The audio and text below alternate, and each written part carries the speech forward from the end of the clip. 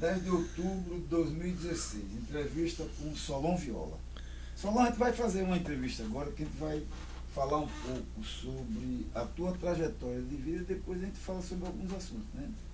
Como é que nasceu Solon Viola? Como foi a infância de Solon? Como nasceu? Como é que foi isso aí para se localizar? Bom, vamos então. Meu pai era ferroviário, minha mãe dona de casa. E quando era 1948, esse casal morava em Uruguaiana, na fronteira do Rio Grande do Sul com a Argentina. Lá que eu nasci na casa em que eles moravam, uma casa que ficava em cima da estação da aviação férrea da cidade. Logo um tempo depois de eu ter nascido, meu pai foi transferido para uma outra região do estado, uma região de italianos. E essa região tinha uma cidade mais importante, Caxias do Sul, e pequenas cidades ao redor. E a cidade para onde minha família foi chamava Garibaldi. Eu cheguei em Garibaldi num dia muito frio, num dia que tinha uma quase neve, e num trem, num vagão de carga, que ficou parado na estação férrea. E desse dia mudaram no dia seguinte para uma casa na Vila dos Ferroviários. Eu tinha 8 meses de idade. A minha infância é em Garibaldi, em 2 casas diferentes na Vila dos Ferroviários. Uma primeira casa, uma casa de material, e uma outra casa logo depois, uma casa de madeira, a primeira, e logo depois a casa de material, que é a primeira casa que eu tenho noção de correr, de brincar, de fazer relações de amizade e de começar a compreender que estava vivo. E isso foi a minha primeira infância. Os colégios que eu fui eram 2 colégios, um de umas irmãs, acho que irmãs de São José, mas não tenho certeza, e um colégio dos irmãos maristas. Nesse colégio eu fiz minhas primeiras sociabilidades mais intensas e vivi uma experiência que ficou muito marcada em mim, porque, branco como sou, com sobrenome misto de alemão e de italiano, era chamado pelos colegas da cidade de Negri, Negri Porchi. Por quê? Porque no grupo de ferroviários existia uma família negra e uma família indígena, e pelo menos mais 2 famílias com mulatos. Então, meus colegas, amigos que iam para a escola comigo, voltavam para a escola comigo, jogavam futebol comigo, brincavam comigo. Entre eles existiam alguns negros e alguns dessa cor brasileira que mistura branco com índio, branco com negro, negro com índio. E aprendi o preconceito. E o preconceito doía em mim, provavelmente menos do que doía nos que eram negros e índios e mulatos, mas doía em mim porque eram meus amigos. Ali aprendi as primeiras coisas. Aprendi, por exemplo, a escutar rádio com meu pai e com minha mãe, e de acompanhar com meu pai e a minha mãe, chegando na adolescência, a campanha da legalidade. A rádio que transmitia os discursos da legalidade e a defesa que no Rio Grande do Sul se fazia muito intensa de que o vice-presidente eleito deveria de ser o substituto do presidente renunciante. Falo de Jânio Quadros, que havia renunciado, e de Leonel Brizola, que se dizia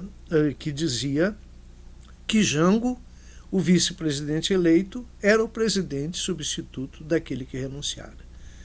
Então acompanhava a Rádio da Legalidade e acompanhava também os discursos de Carlos Lacerda, que dizia que Brizola e Jango eram uma corja comunista, subversivo.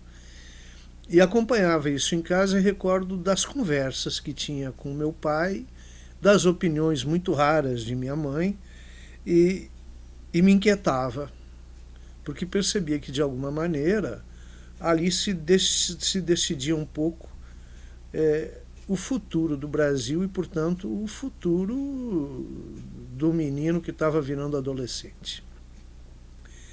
Isso foi minha infância, foi uma infância, pelo que eu me lembre, bem feliz. De muito brincar, de ter tarefas em casa, de estudar com muito má vontade e de ser frequentemente chamado a atenção na escola, né? Aquilo do fica quieto, do cala a boca, do não te mexe, eu ouvia com muita frequência na escola. Isso foi até completar 15 anos. Era já 1964. Os governos brasileiros, desde Juscelino Kubitschek, haviam tomado uma atitude que marcaria profundamente o sistema de transporte no Brasil.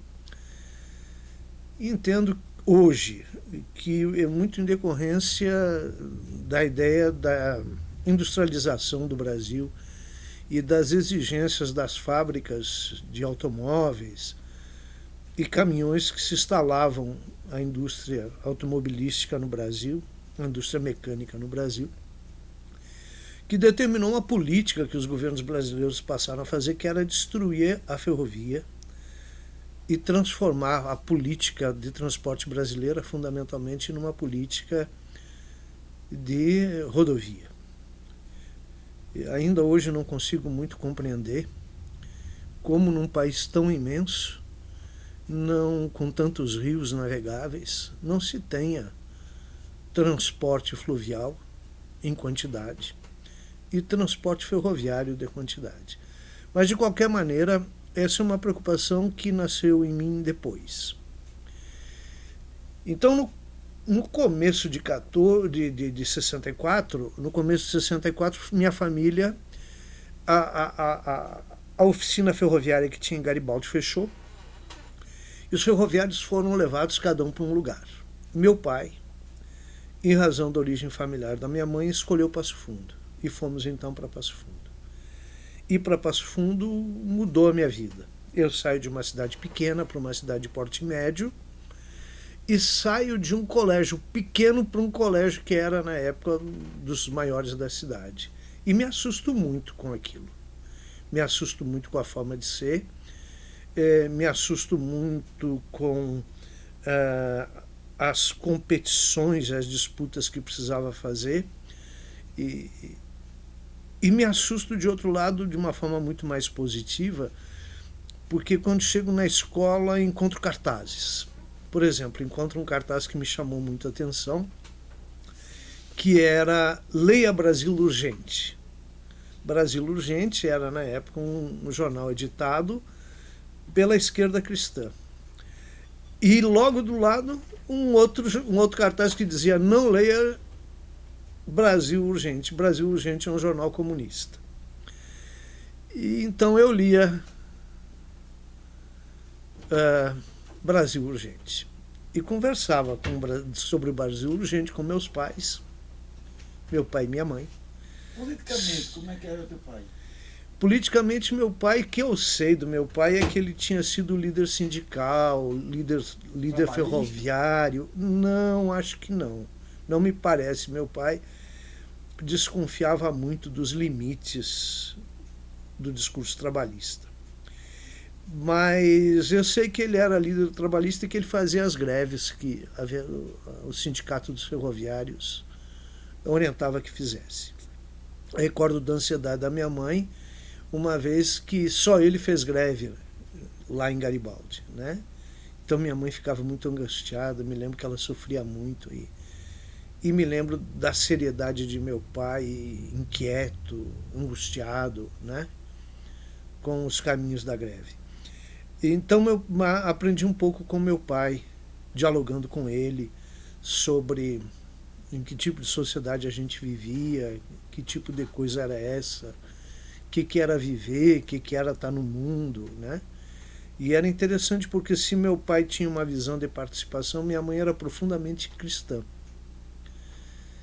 E aí eu vivi com essa dualidade de um sujeito crítico ao mundo e de uma mulher absolutamente preocupada com o marido, querendo educar o melhor possível os filhos e temerosa do destino do marido, né? Depois ficaria também preocupada com o destino do filho.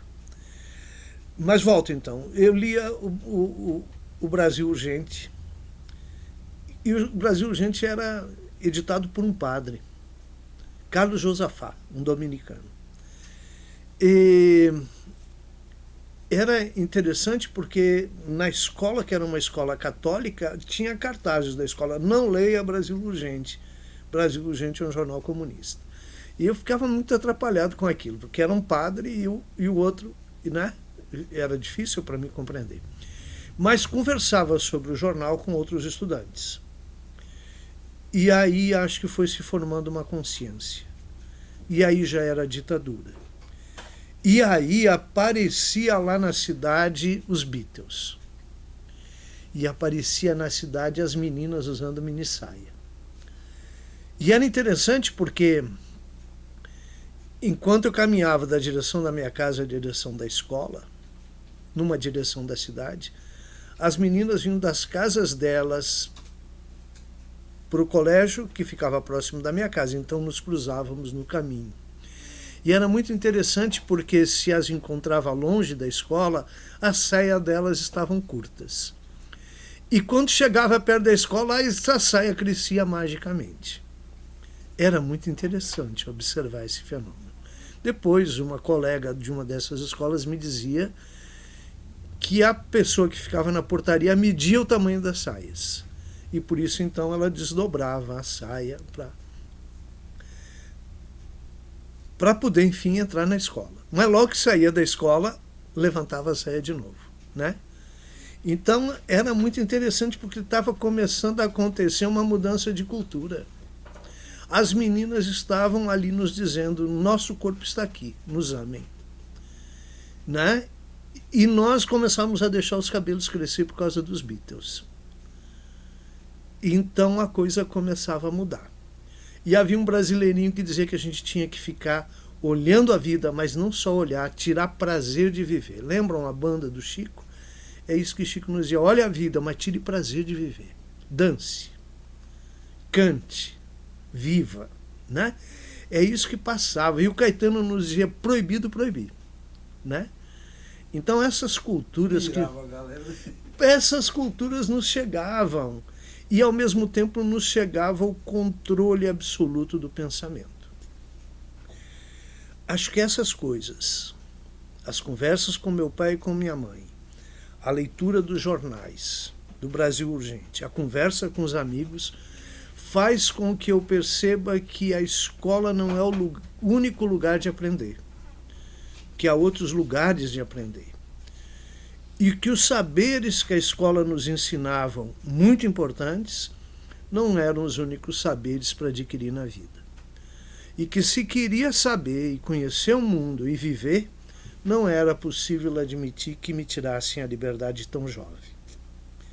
E aí eu começo a participar de movimento estudantil. Isso que ano? 66 eu já estava jogando mais no fazer a política do que futebol. E a minha relação com a escola foi ficando muito difícil. A minha inquietude foi crescendo. E logo quando termina 66, logo que termina 67, na verdade, a escola pede que eu me retire da escola. Aí eu já era presidente da União Passo-Fundense de Estudantes. Havia ganho uma eleição disputada com um slogan que hoje eu acho que não repetiria. Nós dizíamos UP Nova, UP pela liberdade. né? Olha só que ousadia. UP? União Passofundense de Estudantes Nova. União Passofundense de Estudantes pela Liberdade. Fizemos uma chapa, tivemos maioria de votos. Os jornais, as escolas católicas não participaram do processo eleitoral. Uma das escolas era que eu estudava e que pediu, enfim, que eu me retirasse da escola, me deu lá o recado para ir embora. Convite, né? O convite para ir embora, eu fui para a escola estadual.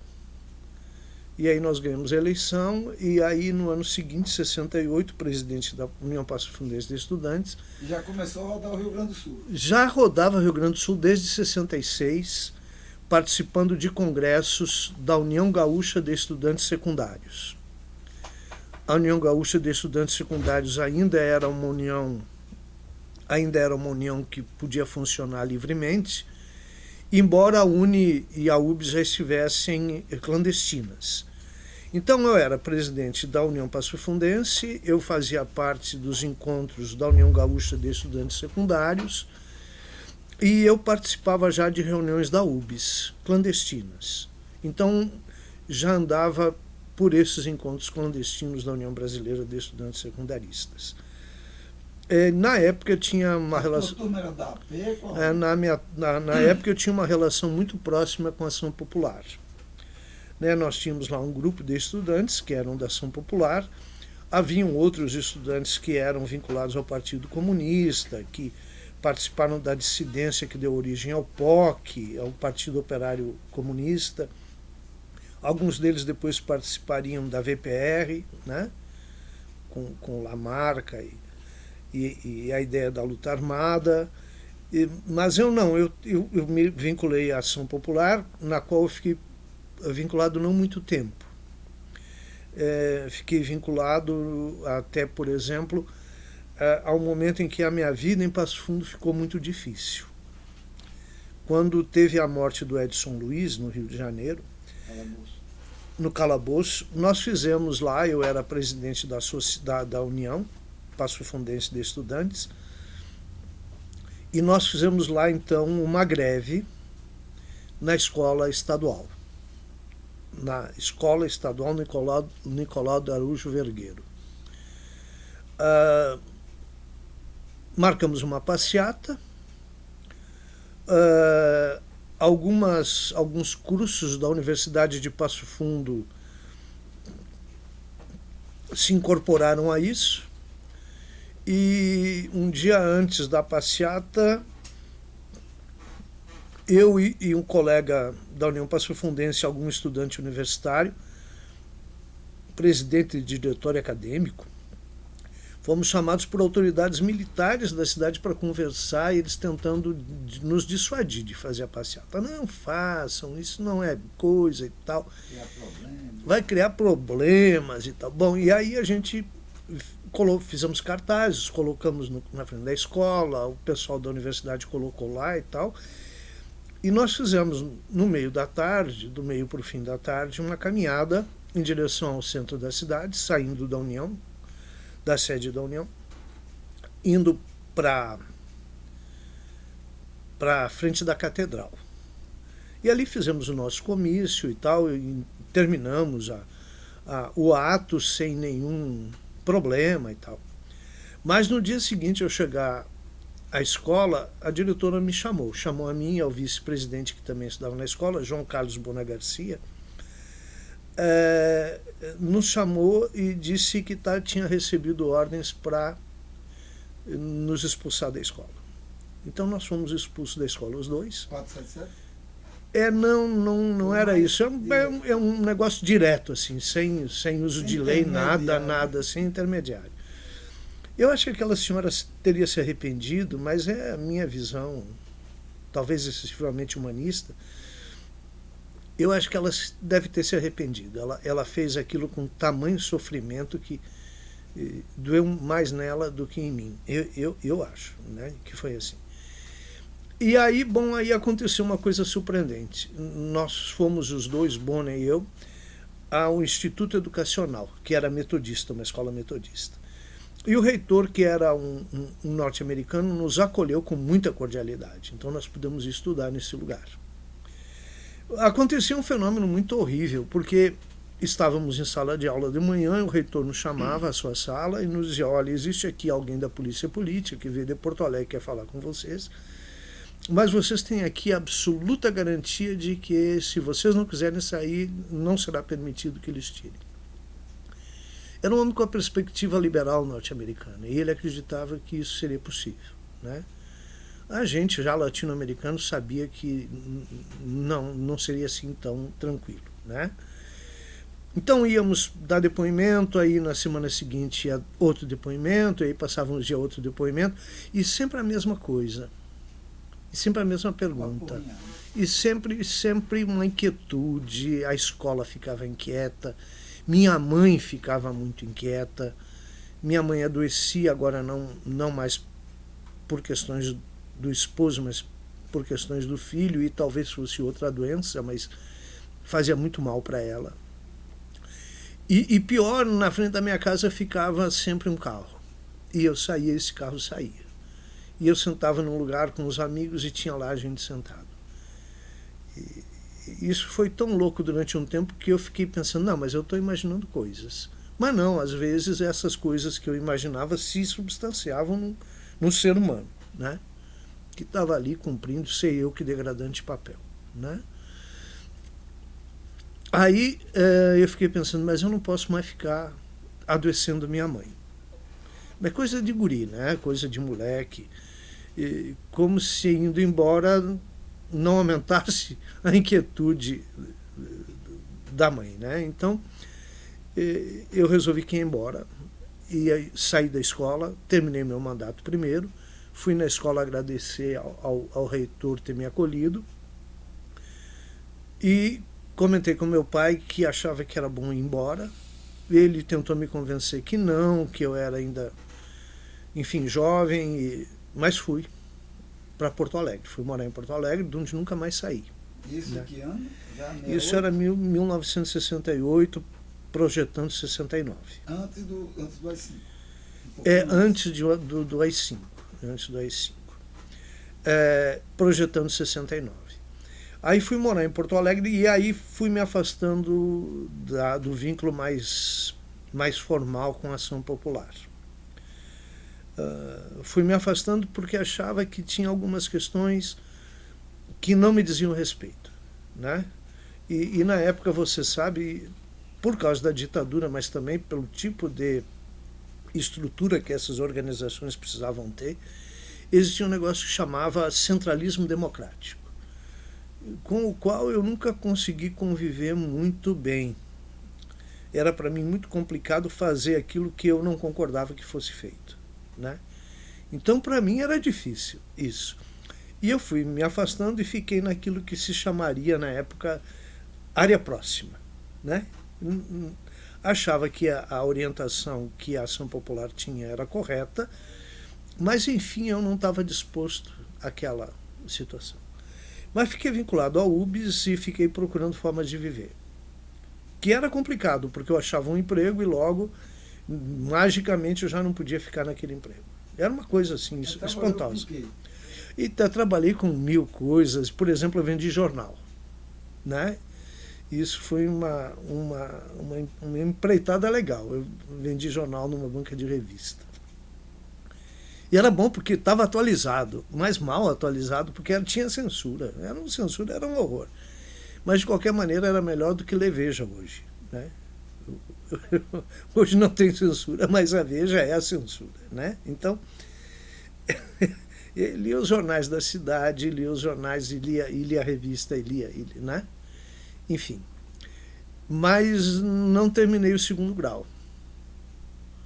Não terminei o segundo grau. E aí fiquei sem estudar um tempo. E aí, no meio disso, teve um congresso da União Brasileira de Estudantes Secundaristas, depois de ter caído o congresso de Ibiúna. Teve o congresso da União Brasileira de Estudantes Secundaristas e eu iria a esse congresso representando lá os estudantes do Rio Grande do Sul. O congresso caiu antes de acontecer. E, tendo caído antes de acontecer, os estados brasileiros todos foram avisados, menos o Rio Grande do Sul. O aviso não chegou. E aí fomos eu e um colega mineiro, que era da diretoria da UBS, e fomos presos num ponto em São Paulo. Aí eu passei um mês no inferno, que era ali no DOPS, em São Paulo. E já 69. Já 69, 24 de outubro, portanto, daqui um dia está fazendo aniversário. E aí passei um mês ali. Não havia culpa nenhuma a não ser tentar reorganizar uma entidade que só uma ditadura colocaria em ação clandestina, só uma ditadura proibiria. Não havia outra acusação. E passado um mês em São Paulo, então fui transferido para Porto Alegre. No avião em que de Porto Alegre haviam trazido o Beto, o Frei Beto, e o Frei Catão, eu não me lembro o primeiro nome dele, que era o superior dos dominicanos.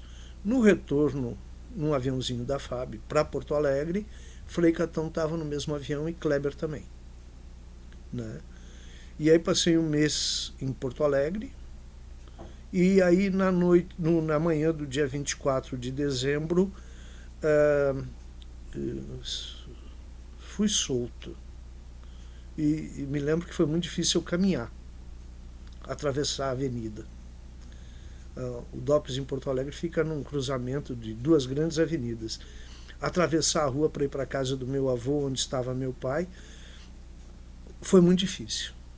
Demorei muito. Um percurso de fazer em 10 minutos, eu devo ter demorado 45, 50 minutos.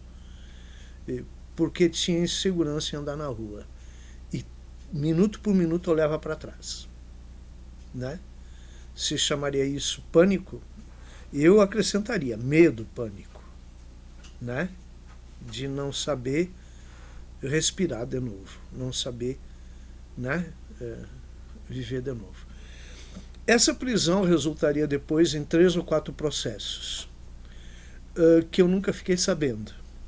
Mas num dos processos eu recebi a notícia por um jornal da cidade. E foi muito curioso, porque era ainda ditadura, e ainda era uma ditadura pesada. Na época eu trabalhava, veja você que coisa irônica, eu trabalhava num sindicato patronal de uma indústria lá muito forte no Rio Grande do Sul. Eu trabalhava lá, era um secretário que cuidava das correspondências, dos arquivamentos, dos contatos. E aí um amigo me diz, olha, tu foi absolvido. Eu digo, como é que você sabe? E saiu notícia no Correio do Povo. Aí no dia seguinte eu cheguei no local de trabalho e o rapaz que enfim tinha a relação mais imediata comigo me disse assim, ô Solon, preciso conversar contigo. Tem aqui o jornal Correio do Povo, tem essa notícia. E eu digo que estou muito feliz. Fui absolvido porque não tinha feito crime nenhum. E ele me disse assim, pois é, mas nós decidimos que tu está demitido. Nós não podemos ter um subversivo trabalhando aqui. Você viu que a felicidade demorou pouco. A felicidade terminou rápido. Mas na época eu tinha, além desse emprego, um outro. Então eu tinha 2 empregos. E aí eu fiquei no outro emprego. E era sobre o quê? Outro emprego, rapaz, isso eu morro de vergonha.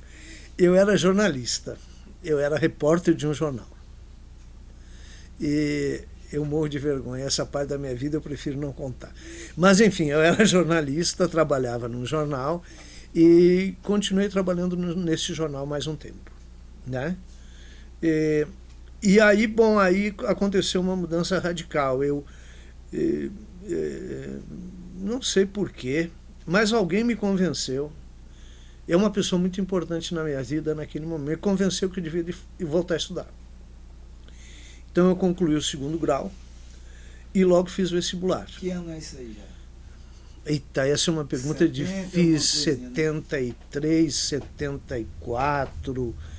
É um negócio que é como é aquilo, a abertura lenta e gradual. É esse o momento da minha decisão. É esse o momento da minha decisão de voltar a estudar. E aí, rapaz, eu tinha uma dúvida. Eu vou fazer ciências sociais, vou fazer História eu vou fazer filosofia. Veja que não é uma coisa disparatada, três coisas do mesmo lugar. E aí eu resolvi fazer história, né? Eu não sei o que me moveu, mas talvez me moveu compreender. Enfim, que país é esse que tem tanta dificuldade de conviver com liberdade? E acho que